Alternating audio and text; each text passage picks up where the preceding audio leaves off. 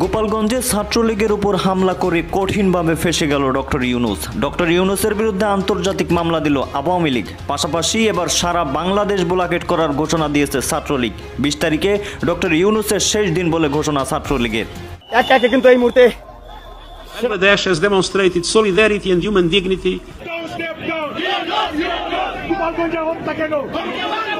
বাহিনীর বিরুদ্ধে মানবাধিকার লঙ্ঘনের অভিযোগ তুলে জাতিসংঘ মহাসচিবকে চিঠি দিয়েছে যুক্তরাজ্য ভিত্তিক একটি সংগঠন। মোহাম্মদ ইউনূসের বিরুদ্ধে নোবেল জয়ীর বিরুদ্ধে প্রথমবারের জন্য জাতিসংঘের জেনারেল অ্যাসেম্বলি থেকে ইউনূস বিরোধী প্রস্তাব পাশ হয়েছে।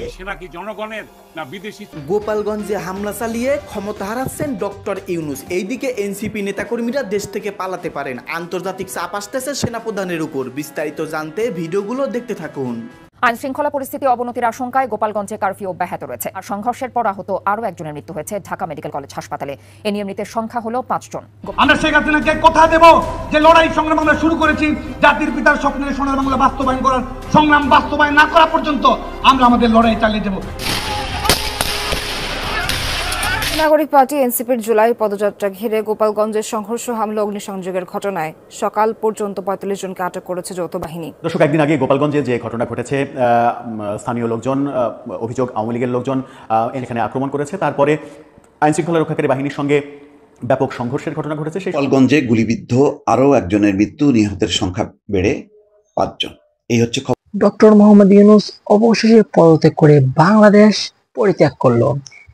দর্শক বন্ধুরা, সাধারণ জনগণের হাতেই কিন্তু ডক্টর মোহাম্মদ ইউনূসের পতন হতে চলেছে।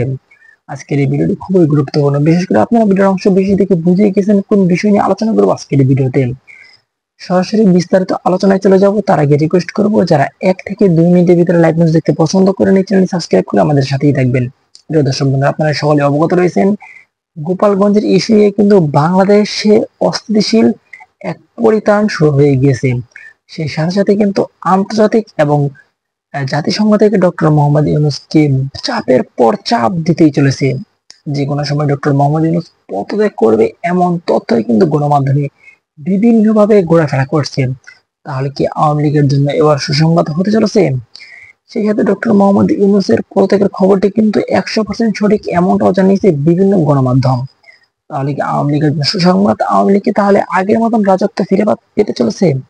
আপনাদের এই বিষয়টি কেমন ভাবে দেখছেন? আপনারা কি এগুলো সত্যি মনে করছেন নাকি এগুলো গুজব মনে করছেন? সেই সাথে আওয়ামী লীগের নেতাকর্মীরা কিন্তু আগের মতন রাজপথ দাপিয়ে বেড়াচ্ছেন। ছাত্রলীগের পোলাপানরা কিন্তু নিষিদ্ধ লীগ বাদ দিয়ে ছাত্রলীগের নাম নিয়ে কিন্তু মাঠে তারা নেমে গিয়েছে। অপরদিকে শেখ হাসিনা বাংলাদেশে আসার প্রতিশ্রুতি জানিয়ে দিয়েছে। তাহলে কি আওয়ামী লীগ আগের মতন ক্ষমতা ফিরে পাবে? আপনাদের কি মনে হচ্ছে? অবশ্যই এই বিষয়টি কমেন্ট করে বলে যাবেন। আজকের মতন এই পর্যন্তই। দেখা হচ্ছে পরবর্তী কোনো ভিডিও নিয়ে। সেই পর্যন্ত ভালো থাকুন, সুস্থ থাকুন, এই চ্যানেলের সাথেই থাকুন। আল্লাহ হাফেজ।